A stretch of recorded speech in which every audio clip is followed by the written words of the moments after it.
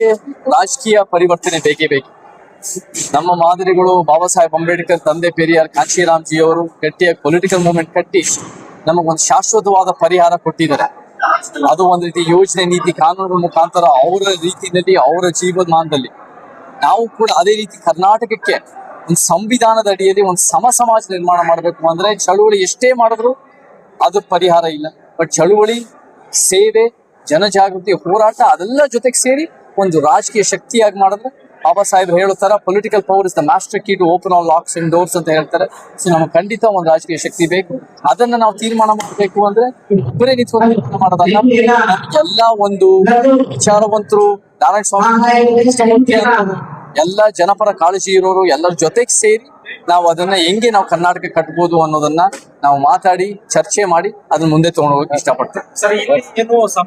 ಇವತ್ತು ನನಗೆ ಪರಿಚಯ ಆದ್ರು ಹರೀಶ್ ಅವ್ರು ಮಾತಾಡಿದಾಗ ಹೆಂಗೆ ಯುವಕರಿಂದ ಒಂದು ರಾಜಕೀಯ ಶಕ್ತಿ ಸಾಧ್ಯ ಇದೆ ಅಂತ ತಮಿಳುನಾಡು ಉದಾಹರಣೆ ಕೊಟ್ಟು, ನಾವು ಕೂಡ ಕರ್ನಾಟಕಕ್ಕೆ ಒಂದು ಗಟ್ಟಿಯಾದ ಶಕ್ತಿ ಯುವಕರಿಂದ ಏನೇನು ಸಾಧ್ಯ ಅಂತ ಅವರು ಮಾತಾಡಿದ್ದಾರೆ.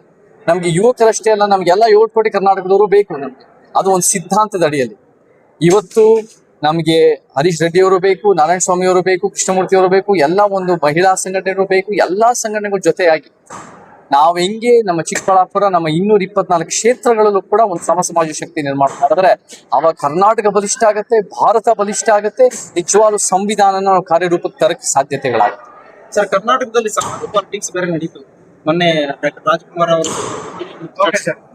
ಇವತ್ತು ಚಳುವಳಿಯ ಭೂಮಿ ಚಿಕ್ಕಬಳ್ಳಾಪುರಕ್ಕೆ ಬಂದು ಇಲ್ಲಿ ಮಹಾನಾಯಕ ಡಾಕ್ಟರ್ BR ಅಂಬೇಡ್ಕರ್ ಸೇನೆಯ 5ನೇ ವಾರ್ಷಿಕೋತ್ಸವದಲ್ಲಿ ಭಾಗವಹಿಸುವ ಒಂದು ಅವಕಾಶ ಸಿಕ್ಕಿದ್ದು ಬಹಳ ಸಂತೋಷ ಆಗಿದೆ.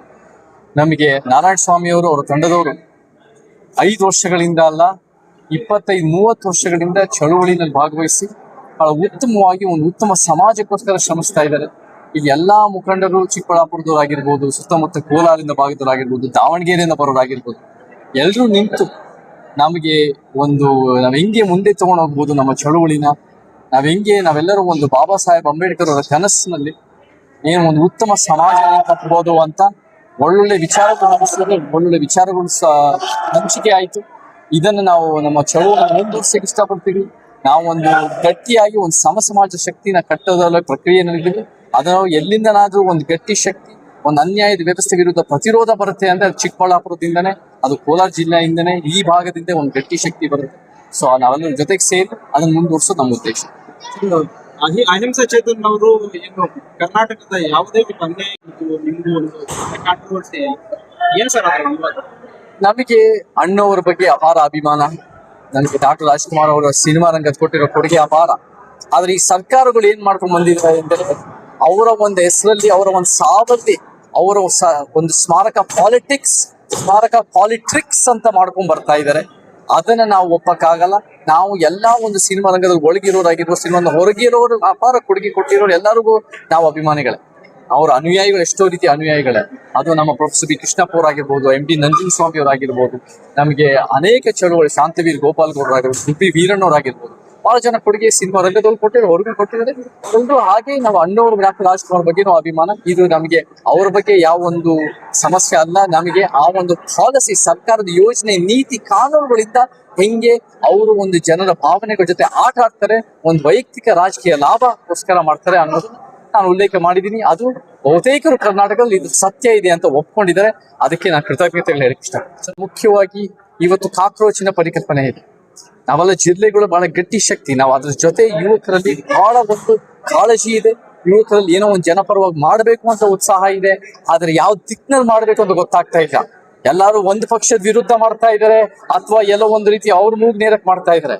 ನಾವ್ ಯಾವ ರೀತಿ ಮಾಡ್ಬೇಕು, ನಮ್ಮ ಮಾದರಿಗಳು ಯಾವ ರೀತಿ ಹೇಳಿದ್ದಾರೆ ಅಂದ್ರೆ ಒಂದು ಸಮಾಜ ದಿಕ್ಕಿನಲ್ಲಿ ಮಾಡಿದ್ರೆ, ಸಮಾನತೆ, ನ್ಯಾಯ, ವೈಜ್ಞಾನಿಕತೆ, ಸಂವಿಧಾನ ಪೀಠಿಕೆ ದಿಕ್ಕಿನಲ್ಲಿ ನಾವು ಕೆಲಸ ಮಾಡಿದ್ರೆ ಅವಾಗ ನೋಡಿ ನಾವು ಯುವಕರು ನಿಜವಾಗ್ಲೂ ನಮ್ಮ ಜೀವನಕ್ಕೂ ಅರ್ಥ ಆಗುತ್ತೆ. ನಾವು ಕೂಡ ಒಂದು ಉತ್ತಮ ಸಮಾಜದ ಕಟ್ಟಕ್ಕೆ ನಾವು ಕೂಡ ಕಾರಣಕರ್ತರಾಗ್ತೀವಿ. ಸೊ ಆ ದಿಕ್ಕಿನಲ್ಲಿ ಹೋಗ್ಬೇಕು. ನಾವು ಡೈರೆಕ್ಷನ್ ಇಸ್ ವೆರಿ ಇಂಪಾರ್ಟೆಂಟ್. ಉತ್ಸಾಹ ಮಾತ್ರ ಅಲ್ಲ, ಧೈರ್ಯ ಮಾತ್ರ ಅಲ್ಲ, ಅದೆಲ್ಲ ಸೇರಿ ಗಟ್ಟಿಯಾದ ಶಕ್ತಿ ಮಾಡಿ ನಾವು ಆ ದಿಕ್ಕಿನಲ್ಲಿ ಹೋಗ್ಬೇಕು. ಬಾಬಾ ಸಾಹೇಬ್ ಹೇಳೋತರ ನಾವು ಒಂದು ನದಿನಲ್ಲಿ ಕೊಚ್ಕೊಂಡು ಹೋಗೋ ಮಣ್ಣಾಗಬಾರ್ದು, ನದಿಯ ದಿಕ್ ಬದಲಾಯಿಸುವ ಬಂಡೆಗಳಾಗಬೇಕು. ಆ ಯುವಕರೆಲ್ಲ ಬಂಡೆಯ ಶಕ್ತಿ ಇದೆ. ನಾವೆಲ್ಲ ಜೊತೆಗೆ ಸೇರಿ ಒಂದು ಸಮಾಜ ನಿರ್ಮಾಣ ಮಾಡೋಣ. ಯಾವುದೇ ಜಾತಿ ಆಗಿರಿ, ಯಾವುದೇ ಲಿಂಗ ಆಗಿರಿ, ಯಾವುದೇ ಮಾತೃಭಾಷೆ ಆಗಿರಿ, ಯಾವುದೇ ಧರ್ಮದವರಾಗಿರಿ, ಯಾವುದೇ ಊರಿನವರಾಗಿರಿ, ನಾವೆಲ್ಲ ಒಂದು ಸಮಾಜ ಸಿದ್ಧಾಂತಕ್ಕೆ ನಿಂತ್ಕೊಳ್ಳೋಣ ಅಂತ ಹೇಳಕ್ ಇಷ್ಟಪಡ್ತೀನಿ.